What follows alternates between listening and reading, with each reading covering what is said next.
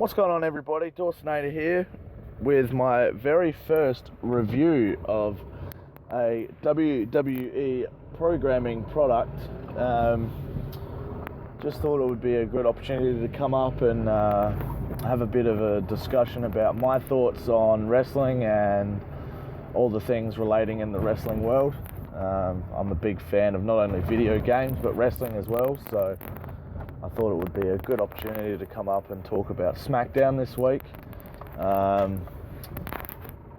thought it was a good show after seeing what happened and all that sort of stuff. I thought it was about time that I come up and I talk a bit about wrestling and do a bit of a review. I've loved wrestling my whole life, so yeah, I think we'll get into it. Let's start off with the start of Smackdown. Now, we had Kevin Owens in the ring.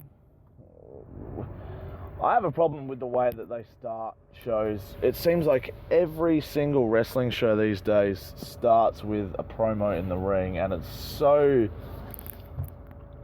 monotonous and boring now. They do it all the time. I just wish that they could come up with a more creative way than, Kevin Owens standing in the ring going, this is back where it belongs on my shoulder. We've all heard it before. It's very... don't get me wrong, I love Kevin Owens. I think he's one of the best things going today. But just to see another promo of another show, it's just like Raw. They just start in the ring with a promo. It's annoying. But for AJ to come out, again, that's the same formula. That's what they do. But we had the fantastic surprise of our good old friend Chris Jericho returning, and it just made everything better. I didn't care that it was the same formulated promo that they've done so many times, and I just love Chris Jericho and everything that he brings to the table these days. He's so smart, and that he develops himself so many times, time and time again. You look at how much he's changed since he even started in WCW, and he's just so smart. I just love what he does with the crowd, the way he interacts with everybody. He's just a cut above everybody else at the moment, and he's one of the oldest guys on the roster. His matches are getting not worse, but you can tell that he's aging. You can tell in the shape of his body and all that sort of stuff. I mean, he's still mentally absolutely he's probably at his peak now mentally with all the stuff that he's putting out there and stuff. So I was so happy to see Chris Jericho back. I mean, that's just one of the highlights of the year for me, seeing Chris come back. I mean, he went away for a couple of months, but I mean, who knows how long this run's going to be? It could only be for a month or so, just to elevate the feud of AJ and Kevin Owens. And yeah, I just hope that I don't think he'll get another run with the title, but I think that they'll definitely have a match between, probably another rematch triple threat at SummerSlam or something like that, where I reckon they'll steal the show. I reckon they'll have an amazing match. Even if it's AJ and Chris, or AJ and Kevin, or Kevin and AJ, or Kevin and Chris, it doesn't really matter. I don't care. The three of them are just... I had my cousin ask me today, who's your top three? And I said AJ Styles, Kevin Owens, and if Chris Jericho was still there, he's my number three. So there you go. I mean, it's just funny how we mentioned him and he pops up on Smackdown. So I'm so happy to see him back, and it's just, again, it gives that little lift to the feud that I think it needed. I don't like the title switching so quickly. AJ wins it 2 weeks ago at Madison Square Garden, and then he has it for a week or so on SmackDown, and then he coughs it straight up back to Kevin Owens. I mean, I can understand. Battleground was not a good pay-per-view. It was very boring. I can understand changing the title for the sake of trying to make the show seem a bit more important, because the rest of the show was rubbish, but I just don't like switching the titles so quickly. I don't know if I'm a bit more old school, but I like the long build of the chase and all that sort of stuff. Other things that come to mind are like Finn Balor last year, when he just wins the title out of nowhere. I mean, it's good that they're pushing a new guy, but I also like the chase of, yes, he finally got it, that sort of thing, you know, where like sort of when Kevin Owens won it, like it was a bit of a out of the blue moment, but Kevin Owens was someone that so deserves it. You know, he's 15 years, and that was a feel-good moment for me, watching him win the Universal title. So yeah, I'm not too hot on title switches after a week or two. That really bugs me. I can understand a Money in the Bank or something like that when they're trying to completely change the course of the feud or whatever, but I mean, I'll talk more about that later in the review as we go. But so we had Shinsuke Nakamura versus Baron Corbin again. How many times can these guys wrestle? Seriously, I don't understand why we have to continuously sit through these. I don't rate Baron Corbin that much at all. I mean, I listen to a lot of podcasts and watch a lot of footage of him, and he just doesn't impress me. He's just a big lumbering dude that doesn't do much. I mean, we've got Big Show, Big Cass, all these other big dudes that are actually really big. Baron Corbin's not that great. I don't understand. I mean, his finisher is a good-looking finisher, but that's about it. The end of days or whatever he calls it. That's about it. I don't rate anything else about him except the fact that he's got a nice-looking finisher. I mean, Shinsuke Nakamura in this match, it was a lot better. I think it was better than the one that they had at Battleground. I mean, I watched that as well, and I wasn't, you know, I was bored. Baron Corbin bores me to death, but he's lucky he's with someone like Shinsuke Nakamura, and before that, Dolph Ziggler. I mean, Dolph Ziggler's dead in the water, but at least he can wrestle and, you know, bump and feed for the guy a bit better. But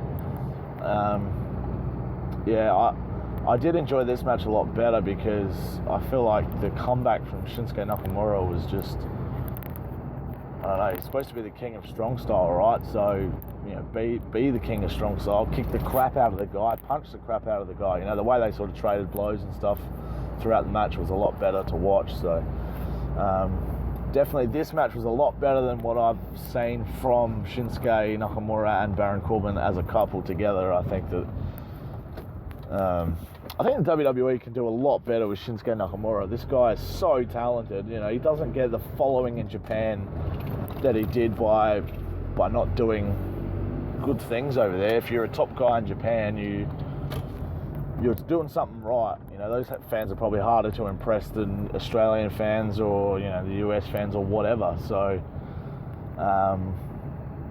yeah, I just think that he's been wasted with Baron Corbin. I think he needs to be in a feud with someone else. But again, I'm going to talk about Shinsuke Nakamura a little bit later in the show. So we'll switch lanes to the women's division. We had a tag team match this time round with Charlotte Flair and Becky Lynch versus Tamina Snuka and Lana. Don't get me started on Lana. That's just another Eva Marie for me. It's like, seriously, this chick can't wrestle. Why are we pushing her against chicks that can wrestle?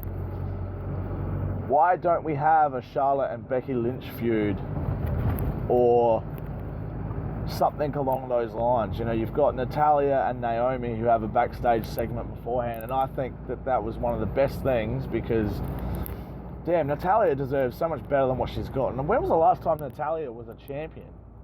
She's a great wrestler. She's hard in the ring. She's a veteran. She's been around forever, and she gets nothing. She gets no respect around that place from what it looks like.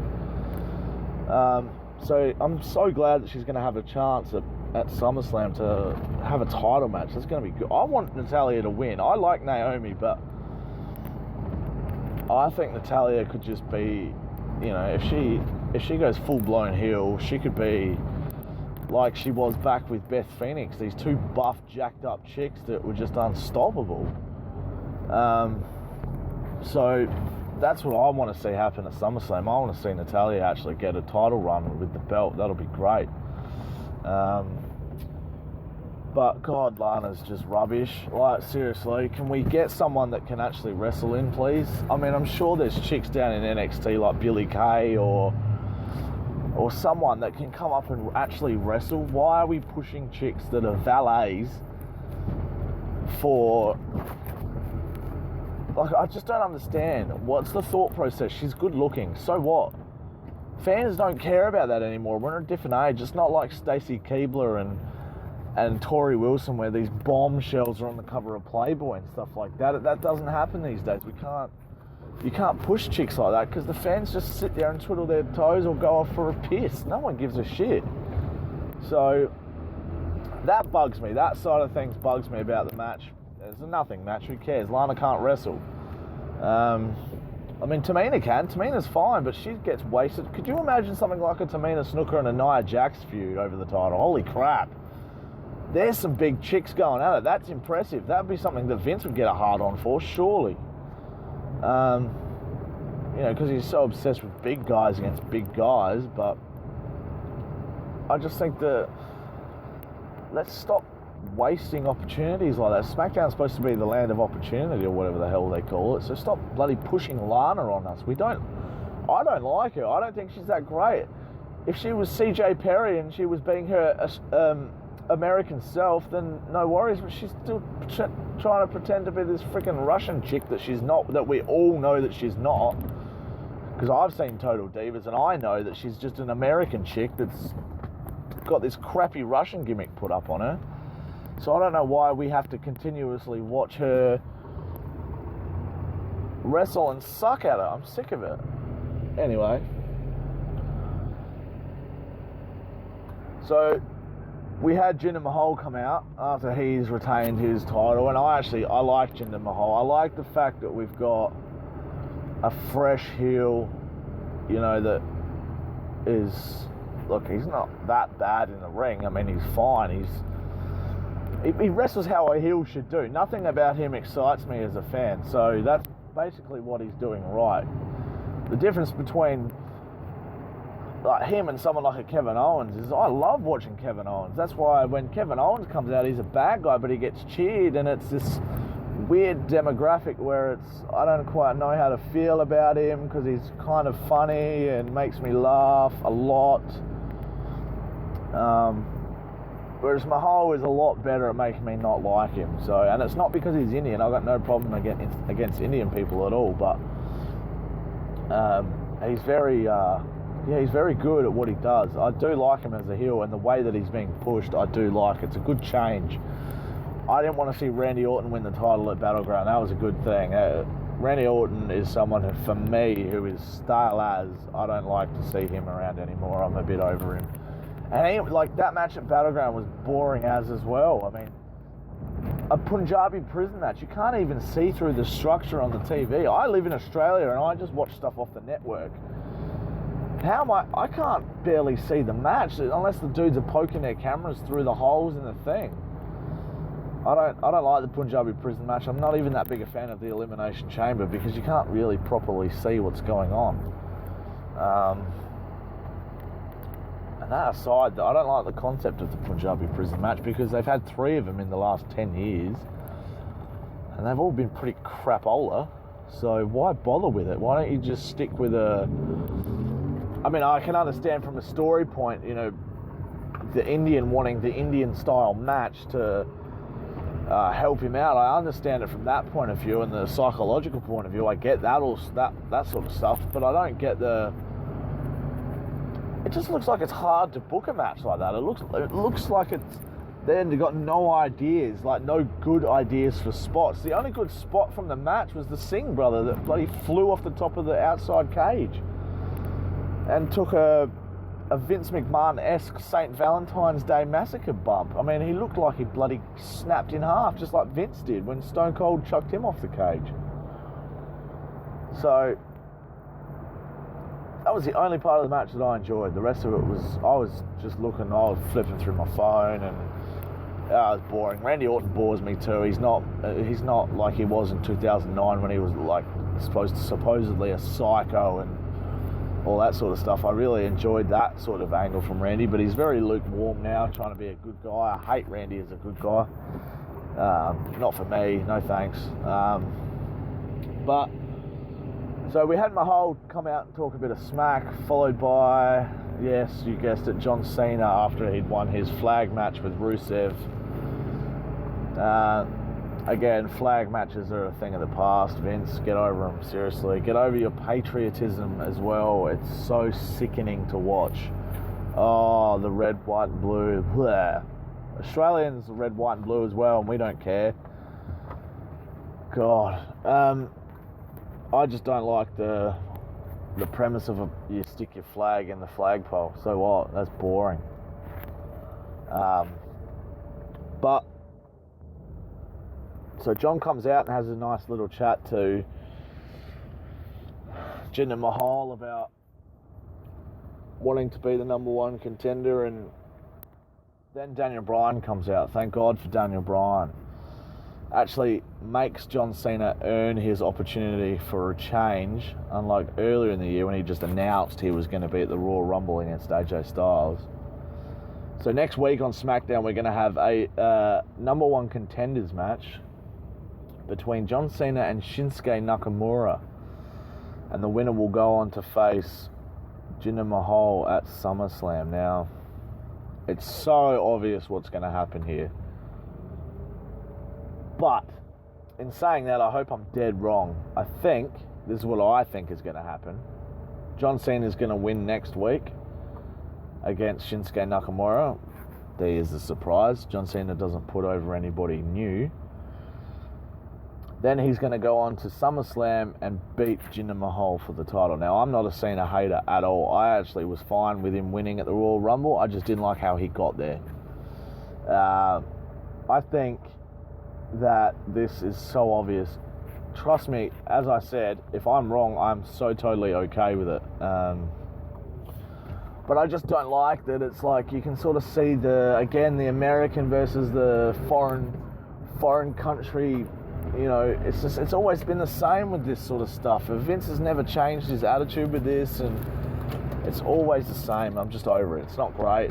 It's not fun to watch because we've seen it so many times. It's like, come on, give us something fresh. Surely someone other than John Cena can go up against Jinder Mahal. Like, seriously. Anyway, I reckon, so if John Cena does win, then I'm praying that Baron Corbin will cash in, or even cash in halfway through the match or something. I see that happening more than I see John Cena winning the title. But I don't see Jinder retaining at SummerSlam. I think they've given him a nice run as champ. It's been 3.5 months now that he's been champ or whatever. So I think that it's been good. But I don't see him retaining it until Survivor Series or anything like that. I think from the point Survivor Series onwards, they're really thinking about WrestleMania and the feuds that they need to go into. So I did like the idea of Shinsuke Nakamura versing Jinder Mahal at SummerSlam. Now that did really tickle my fancy because Shinsuke Nakamura is such a good worker, and he's been, just like I said before, absolutely wasted on Baron Corbin. I think that they can do so much better with him. And could you imagine the match that he would have with Jinder Mahal? Again, Jinder's a big dude, but I would just love to see Shinsuke kick the crap out of him. Like, wouldn't you guys? I would love that. That would just be so much fun to watch. So I do think John Cena's going to beat Shinsuke Nakamura, and it's not going to bury him, but it's like, don't put him in a match with John Cena just so he can lose. Don't put him in that, unless they put him in a light where he gets screwed over and then he can get another chance somewhere down along the line, then that's fine. But I don't want to see Shinsuke just get pinned clean in the middle of the ring by John Cena. We've seen that so many times over the last few years with Bray Wyatt in 2014 and Kevin Owens in 2015, and all these new guys that come up, and you're like, yes, it's going to be so good when they beat John Cena, and they just never do because they never put anyone over John Cena. So we had a tag team match after that announcement. We had the Cruiserweights, sort of. We had Aiden English and Mike Kanellis versus Sami Zayn and Ty Dillinger. Now, again, this was a bit of a quick rubbish match. No one really cared too much, but the one thing I took out of it was the crowd was extremely hot for Ty Dillinger. Now, I don't know if they were in his hometown or not, but I don't know what the go was there, but they just seemed very excited to see Ty. So, who knows? Maybe that could be a start of something. That would be something that I like Ty Dillinger. I don't know why they haven't done anything with him since he's been there. Give him a push. Dean Ambrose is so stale against bloody The Miz and all that sort of stuff. I would love to see somebody like Ty Dillinger versus The Miz for the Intercontinental Championship. That's what the title used to be, was bring up the new guys and give them something to fight for, and then that was their stepping stone to get towards the big championship. Well, they're not really doing much these days with it, so I just wish that they could give someone like Ty Dillinger a run, or even just a few chances at the Intercontinental Championship. I think it would be a fun thing to watch. So, but I digress. You know, I'm not the one running the multi-billion-dollar company. So, we had the New Day come out as well. The Sami Zayn and Ty Dillinger won that tag team match, by the way. Like I said, there was not much to it. It wasn't too interesting. I don't really care. Mike Kanellis and Maria Kanellis, I don't care at all about them. They don't do anything for me. They're just this lovey-dovey couple that The Miz and Maurice do better than them already. They've been doing it for the last 6 months better than they have. So, why do I care? That's the thing that I want to know.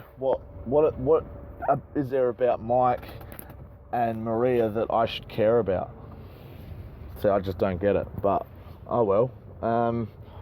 So then we had the New Day come out and celebrate their victory over the Usos last night, or the other day at Battleground. And they were immediately attacked by the Usos. This is what the Usos need to keep doing. This awesome, aggressive attitude where they're not going to take crap. They don't want to play around. They just want to get in there, defend their titles, and be complete and utter badasses. That's the sort of thing that I wanted to see out of them for a long time.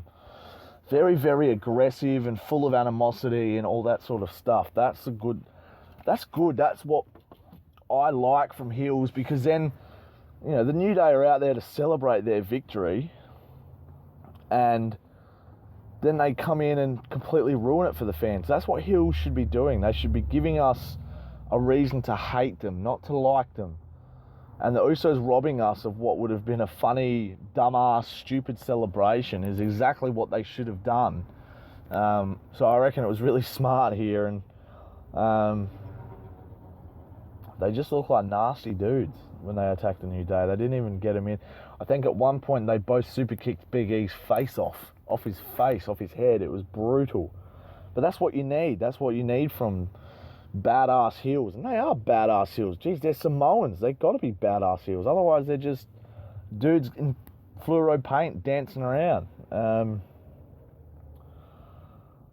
And, you know, you don't want to overuse the New Day as well. Like, they always come out, oh, here we are, so-and-so. You know, it's the same thing every week. It's nice to have a little bit of a break from it. So, it'll stop the New Day from... That's the one thing I don't want, is I love the New Day, and I've loved everything that they've done since their beginning with the power of positivity and all that sort of stuff, and then, you know, coming out in Dragon Ball Z costumes at the 2016 WrestleMania, and then last year, or this year, coming out in Final Fantasy outfits. You know, it's good stuff. I love what they do, and I love how fun they look.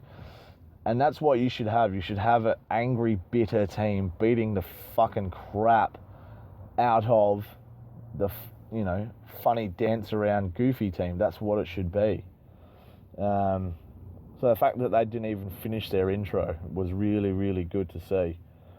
And then we had the main event of the show. So Kevin Owens, Chris Jericho, and AJ Styles for the US Championship got off to a pretty quick start. Jericho and Styles beat the crap out of each other pretty quick on, and then Kevin Owens bloody talked a bit of trash like he always does, and yeah, it was a pretty fast-paced match. I just love watching them all together. I just think it's such a perfect mix. Jericho, the veteran of Jericho, they're all veterans. You know, they've all been around for 15 plus years each. Jericho up to 25 years. Geez, he's almost ancient at this point, but Jericho nearly won at about a couple of different spots. There was a spot where AJ had the calf crusher on Kevin Owens, and Chris Jericho line salted on top of them, and almost got the pinfall there, and then he did a code breaker on Styles as well.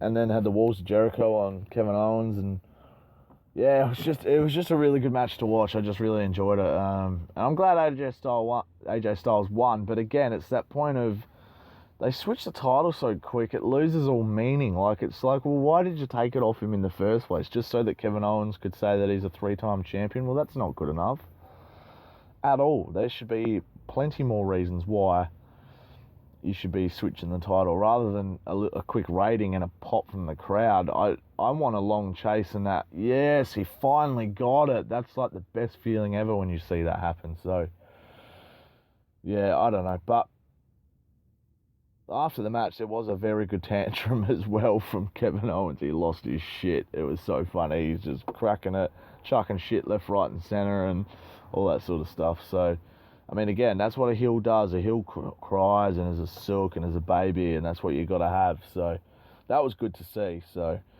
overall, I was very happy with Smackdown. I thought it was a great show following up from Backlash. As my work phone rings. Actually, yeah, the only downfall for the show is I don't like Lana, and I don't like how they switched the title so quickly. So, that is going to be my Smackdown review, guys. So I'm going to follow up with a Raw review coming up for this week.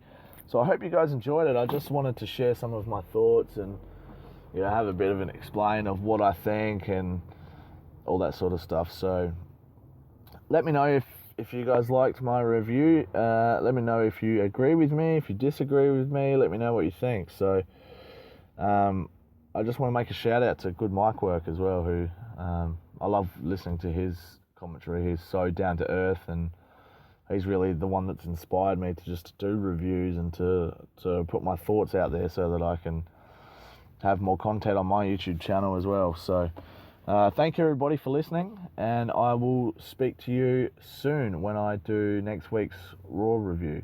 So everybody stay safe, and I'll speak to you next time. Bye.